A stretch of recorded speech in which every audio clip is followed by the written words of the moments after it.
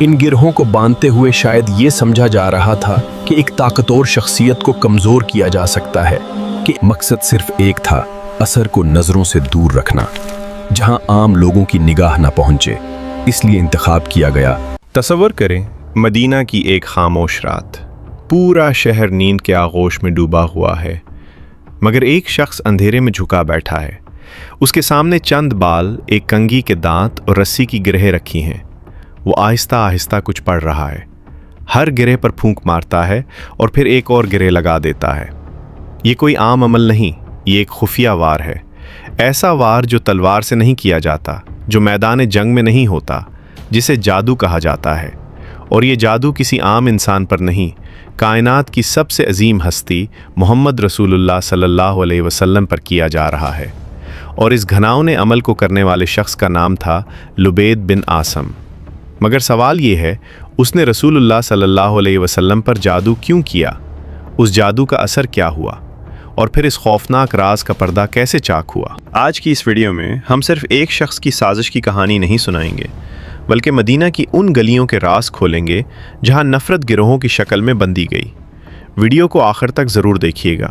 اگر ویڈیو پسند آئے تو ہمارا چینل ضرور سبسکرائب کریں۔ مدینہ منورہ ہجرت کے بعد صرف ایک شہر نہیں رہا تھا، بلکہ ایک نئی تاریخ کی بنیاد بن چکا تھا۔ یہ وہی اثر تھا جو برسوں تک قبائلی دشمنیوں، خون ریزی اور انتقام کی آگ میں جلتا رہا تھا۔ یہاں نسلوں تک جنگ لڑی گئی، بھائی بھائی کے خلاف کھڑا ہوا اور قبیلے عزت کے نام پر ایک دوسرے کا خون بہاتے رہے۔ مگر ہجرت کے بعد اس شہر کی فضا بدلنے لگی۔ اب یہاں قبیلے کی بنیاد پر نہیں، بلکہ ایمان کی بنیاد پر لوگ جڑ رہے تھے۔ اوس اور خزرج جو کبھی ایک دوسرے کے دشمن تھے، اب ایک صف میں کھڑے تھے۔ مہاجرین جو مکہ میں ظلم، بائیکاٹ اور اذیتیں سہ کر آئے تھے، مدینہ میں صرف پناہ لینے نہیں آئے تھے، بلکہ ایک نئے معاشرے کی تعمیر کر رہے تھے۔ مدینہ کی گلیوں میں ایک نئی سوچ جنم لے رہی تھی۔ مسجد نبوی اس تبدیلی کا مرکز بن چکی تھی۔ یہ صرف عبادت کی جگہ نہ تھی، بلکہ تعلیم، مشورے، انصاف اور قیادت کا مرکز تھی۔ یہاں کمزور اور طاقتور ایک ہی صف میں کھڑے ہوتے تھے۔ غلام اور سردار کے درمیان فرق مٹنے لگا تھا۔ انسان کی عزت اس کے قبیلے سے نہیں، بلکہ اس کے کردار سے پہچانی جانے لگی تھی۔ محمد الرسول اللہ صلی اللہ علیہ وسلم مدینہ کی زندگی کا محور بنتے جا رہے تھے۔ کوئی تنازع ہوتا تو فیصلہ آپ صلی اللہ علیہ وسلم کے پاس آتا۔ قبائل کے درمیان اختلاف ہوتا تو صلح آپ صلی اللہ علیہ وسلم کرواتے۔ تجارت کے اصول ہوں یا معاشرتی حقوق، یتیموں کی کفالت ہو یا پڑوسی کا حق، زندگی کے ہر پہلو میں ایک نیا معیار قائم ہو رہا تھا۔ یہ تبدیلی صرف مذہبی نہ تھی، بلکہ معاشرتی بھی، سیاسی بھی اور اخلاقی بھی۔ اور جب معاشرے کے اصول بدلتے ہیں تو وہ لوگ سب سے زیادہ بے چین ہوتے ہیں جن کی طاقت پرانا نظام بچا رہا ہوتا ہے۔ مدینہ میں مسلمان اکثریت میں ضرور تھے، مگر شہر صرف مسلمانوں پر مشتمل نہ تھا۔ یہاں ایسے لوگ بھی موجود تھے جو ظاہر میں ساتھ تھے، مگر دلوں میں شکوک رکھتے تھے۔ اسی طرح مدینہ میں یہودی قبائل بھی آباد تھے، جن کا معاشی اور علمی اثر برسوں سے قائم تھا۔ ان کے اپنے نظام تھے، اپنے مفادات تھے اور اپنی سیاسی حیثیت تھی۔ ابتدا میں باقاعدہ معاہدے ہوئے، امن کے اصول طے کیے گئے تاکہ مدینہ ایک مشترکہ معاشرہ بن سکے۔ کچھ عرصے تک یہ نظام قائم بھی رہا، لیکن وقت کے ساتھ حالات بدلنے لگے۔ اسلام کی دعوت مدینہ کی حدود سے نکل کر عرب کے مختلف علاقوں تک پہنچنے لگی۔ جنگ بدر نے مسلمانوں کو عزت دی، خندق نے دشمنوں کی طاقت توڑ دی اور مدینہ ایک مضبوط مرکز بنتا چلا گیا۔ یہی وہ مرحلہ تھا جب بعض دلوں میں بے چینی نے جنم لینا شروع کیا۔ دشمنی ہمیشہ اچانک پیدا نہیں ہوتی، وہ آہستہ آہستہ دل میں جگہ بناتی ہے۔ پہلے اختلاف پیدا ہوتا، پھر بدگمانی، پھر حسد، اور آخر کار انسان کھلے مقابلے کے بجائے پوشیدہ راستے تلاش کرنے لگتا ہے۔ مدینہ کے اندر بھی کچھ ایسا ہی ہونے لگا تھا۔ ظاہری امن کے باوجود اندرونی کشمکش موجود تھی۔ بازار چل رہے تھے، کھیت آباد تھے، مسجد میں نمازیں قائم تھیں، مگر دلوں کے اندر سوچوں کی ایک خاموش جنگ جاری تھی۔ کچھ لوگ اسلام کی بڑھتی ہوئی قوت کو قبول کر چکے تھے، کچھ انتظار میں تھے، اور کچھ ایسے بھی تھے جو کھلی مخالفت کے بجائے خاموش راستہ اختیار کرنا چاہتے تھے، کیونکہ اب میدان جنگ میں مقابلہ آسان نہ رہا تھا۔ مدینہ محفوظ تھا، مسلمان منظم تھے، اور رسول اللہ صلی اللہ علیہ وسلم کی قیادت مضبوط ہو چکی تھی۔ ایسے میں دشمنی نے اپنا انداز بدلنا شروع کیا۔ تلواریں خاموش ہو گئیں، مگر نیتیں نہیں۔ یہ وہ وقت تھا جب تاریخ ایک نئے رخ کی طرف بڑھ رہی تھی، ایک ایسا رخ جہاں حملہ میدان میں نہیں بلکہ خاموشی میں ہونا تھا، ایسا وار جو دکھائی نہ دے مگر اثر چھوڑ جائے۔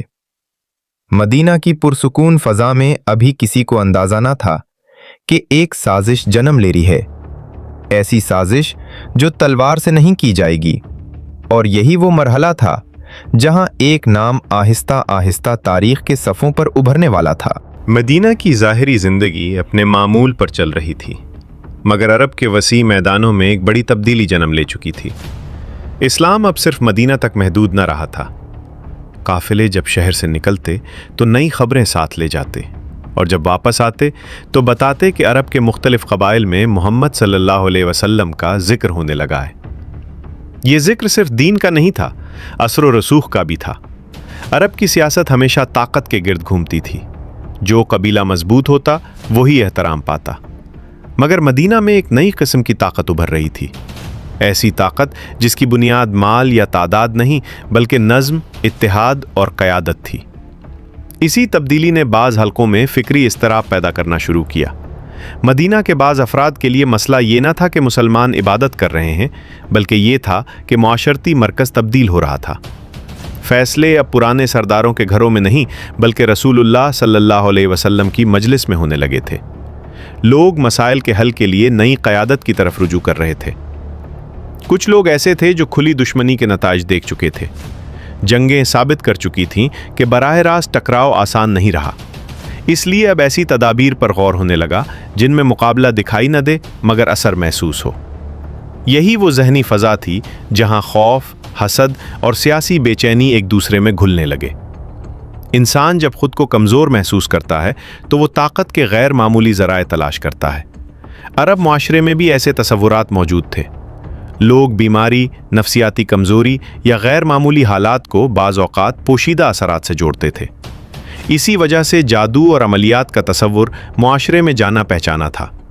کچھ افراد ایسے سمجھے جاتے تھے جو ان خفیہ اعمال کا علم رکھتے تھے۔ لوگ ان سے ڈرتے بھی تھے اور بعض اوقات مدد بھی لیتے تھے۔ مدینہ میں بھی ایک ایسا شخص موجود تھا جسے اسی قسم کے علم سے وابستہ سمجھا جاتا تھا۔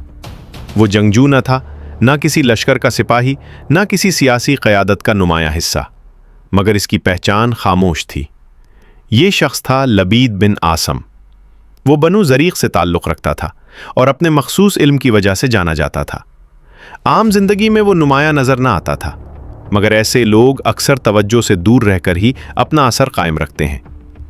روایت سے اندازہ ہوتا ہے کہ رسول اللہ صلی اللہ علیہ وسلم کو اذیت پہنچانے کے لیے ایسا طریقہ تلاش کیا گیا جس میں براہ راست الزام کسی پر نہ آئے۔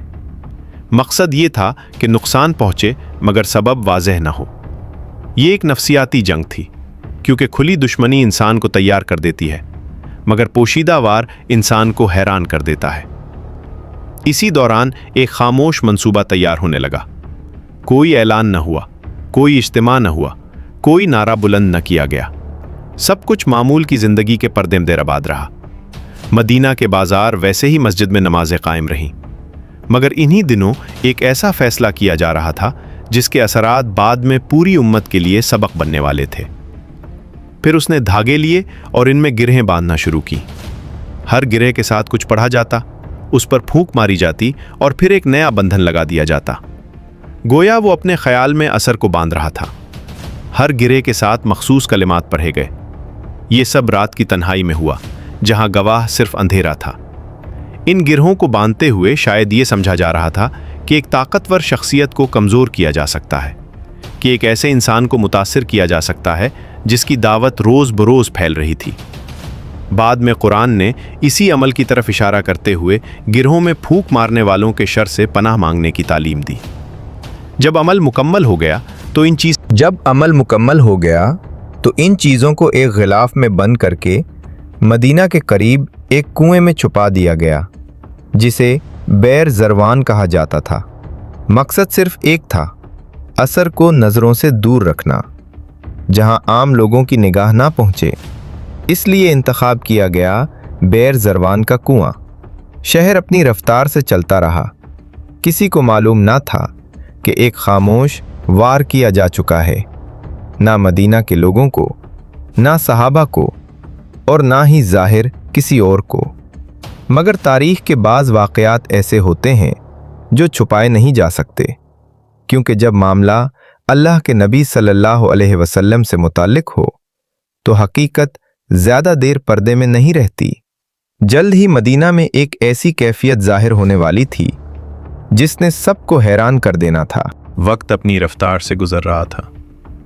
मदीना की ज़िंदगी ज़ाहिर मामूल के मुताबिक चल रही थी, मगर उन्हीं दिनों एक ऐसी कैफियत ज़ाहिर होना शुरू हुई जिसे इब्तदा में कोई समझ ना सका।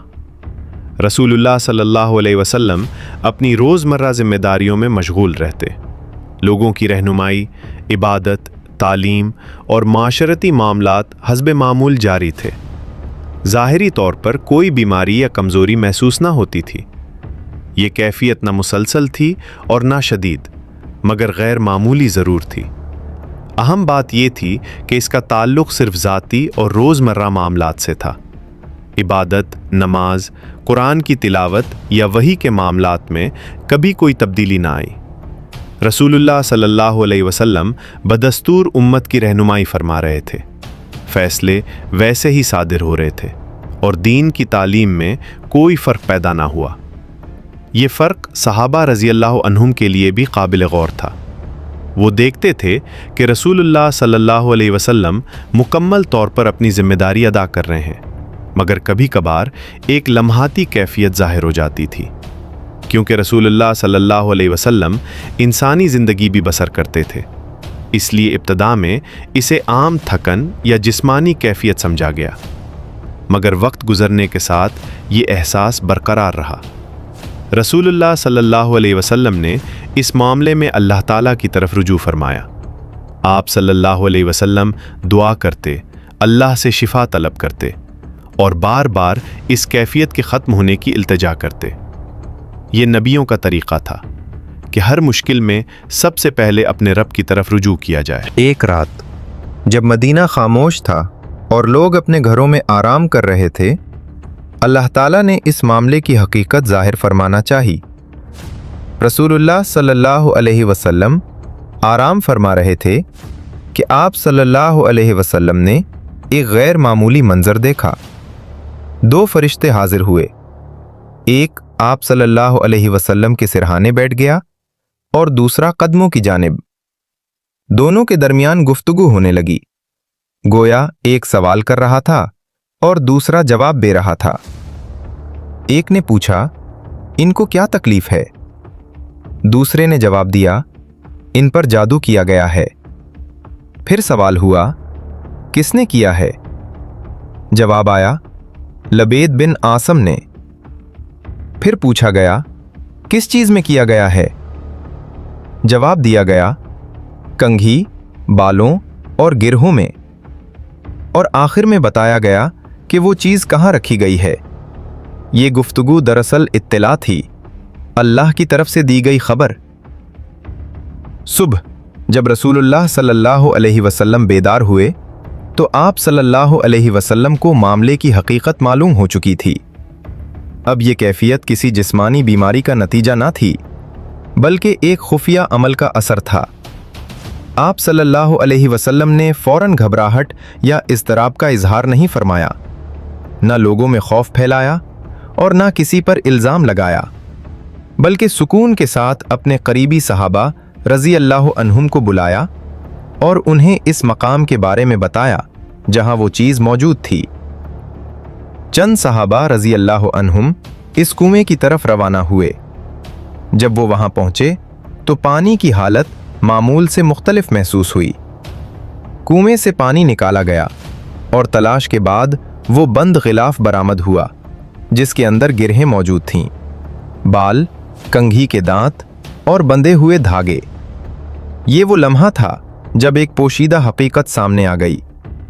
जो कैफियत महसूस हो रही थी, अब इसका सबब वाज़ेह था। सहाबा रज़ी अल्लाह अन्हुम के लिए ये मंजर हैरानकुन था, क्योंकि दुश्मनी का ये अंदाज अरब की आम जंगों से मुख्तलिफ था। यहाँ न तलवार थी, न लश्कर, न मैदान जंग, बल्कि एक खुफिया तरीक़ा इस्तेमाल किया गया था। ये खबर मदीना के महदूद हल्के तक रही। रसूलुल्लाह सल्लल्लाहु अलैहि वसल्लम ने उसे आम मौजू नहीं बनाया। मकसद मसले का हल था, ना कि खौफ फैलाना। अब सवाल ये था कि इस असर का खात्मा कैसे होगा। ये वो मरहला था जहां अल्लाह ताला की मदद एक नई सूरत में जाहिर होने वाली थी, ऐसी सूरत में जो बाद में पूरी उम्मत के लिए हिफाजत का जरिया बन गई। जब कुएं से वो बंद गिलाफ निकाला गया तो मामला अब पोशीदा ना रहा था। सहाबा रजी अल्लाह अन्हुम जान चुके थे कि रसूल अल्लाह सल्लल्लाहु अलैहि वसल्लम पर क्या किया गया है, मगर असल मरहला अभी बाकी था। सवाल सिर्फ साजिश को बेनकाब करने का ना था, बल्कि इस असर के मुकम्मल खात्मे का था। रसूलुल्लाह सल्लल्लाहु अलैहि वसल्लम के सामने वो चीज़ रखी गई जिसमें गिरहें बंधी हुई थीं। हर गिरह गोया नफरत के एक इरादे की अलामत थी। इंसानी हाथों से बांधे गए ये बंधन इस ख्याल के साथ तैयार किए गए थे कि असर कायम रहे और कमजोरी पैदा हो। लेकिन इसी लम्हे अल्लाह ताला की रहमत नाजिल हुई। अल्लाह ने अपने नबी सल्लल्लाहु अलैहि वसल्लम को ऐसी दुआ अता फरमाई जो सिर्फ इस वाक़े का इलाज न बनी, बल्कि क़यामत तक ईमान वालों की हिफाजत का जरिया करार पाई। ये थीं दो सूरतें, सूरतुल फलक और सूरतुन नास। ये सूरतें महज अल्फाज न थीं, बल्कि पनाह का ऐलान थीं। इनमें इंसान को सिखाया गया कि वो हर किस्म के शर से अल्लाह की हिफाजत तलब करे, रात की तारीकी से, हसद करने वालों से और उन लोगों से जो गिरहों में फूंक मारते हैं। रसूलुल्लाह सल्लल्लाहु अलैहि वसल्लम ने तिलावत शुरू फरमाई। रिवायत में आता है कि जैसे ही एक आयत पढ़ी जाती, एक गिरह खुल जाती, फिर दूसरी आयत पढ़ी गई और एक और बंधन टूट गया। ये अमल जारी रहा यहां तक कि तमाम गिरहें एक एक करके खुल गईं। ये मंजर महज एक इलाज नहीं आता, और ये भी कि हर सच को शोर में बदल देना हिकमत नहीं होता। रसूलुल्लाह सल्लल्लाहु अलैहि वसल्लम ने इस वाक़े को इंतकाम की दास्तान बनने के बजाय तरबियत का जरिया बना दिया। यही वजह है कि बाद के ज़मानों में जब मुसलमान इस वाक़े को याद करते हैं तो उन्हें सिर्फ जादू का वाक़या याद नहीं आता, बल्कि वो अखलाक याद आता है जिसके साथ उसका जवाब दिया गया। एक ऐसा अखलाक जो ताकत रखते हुए भी माफ़ करे। मगर इस वाक़े का असर यही ख़त्म नहीं हुआ था, क्योंकि अब उम्मत को एक ऐसी तालीम मिल चुकी थी जो आने वाले ज़मानों में हर खौफ, हर हसद और हर पोशीदा शर के मुकाबले में ढाल बनने वाली थी। मगर इस वाक़े ने खौफ नहीं बल्कि यकीन पैदा किया, क्योंकि जब रसूलुल्लाह सल्लल्लाहु अलैहि वसल्लम पर जादू जैसे खुफिया अमल का असर हुआ तो इसका इलाज किसी इंसान ने नहीं बल्कि अल्लाह ने खुद अता फरमाया।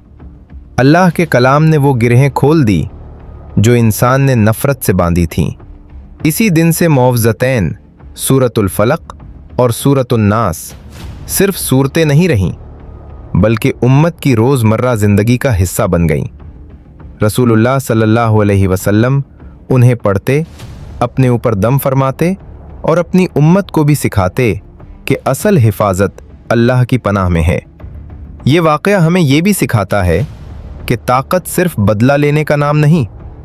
रसूलुल्लाह सल्लल्लाहु अलैहि वसल्लम चाहते तो सज़ा दे सकते थे, सच वाज़े था, इख्तियार मौजूद था, मगर आप सल्लल्लाहु अलैहि वसल्लम ने माफ़ी को तरजीह दी। नुकसान ज़ाती था, मगर फ़ैसला उम्मत के फ़ायदे में किया गया। वक्त गुज़रता गया, नस्लें बदलती गईं, मगर ये वाक़या तारीख़ में महफूज रहा, ताकि हर दौर का इंसान ये जान सके कि शर चाहे कितना ही खुफिया क्यों ना हो, अल्लाह की हिफाजत इससे ज़्यादा मजबूत होती है। और शायद यही इस वाक़े का सबसे बड़ा पैगाम है। इंसान मंसूबे बनाता है, मगर फ़ैसला आसमान से होता है। जो गिरहें नफ़रत से बंधी जाएं, वो अल्लाह के नाम से खुल जाती हैं। ये थी रसूलुल्लाह सल्लल्लाहु अलैहि वसल्लम पर जादू किए जाने के वाक़े की मुकम्मल दास्तान। अगर आपको ये वीडियो पसंद आई हो तो चैनल को ज़रूर सब्सक्राइब करें, वीडियो को लाइक करें और इसे दूसरों तक पहुंचाएं, ताकि मुस्तनद इस्लामी तारीख़ ज़्यादा से ज़्यादा लोगों तक पहुंच सके। इजाज़त दीजिए। अल्लाह ताला हमें हक़ को समझने اور اس پر عمل کرنے کی توفیق عطا فرمائے۔ اللہ آپ کا حامی اور ناصر ہو۔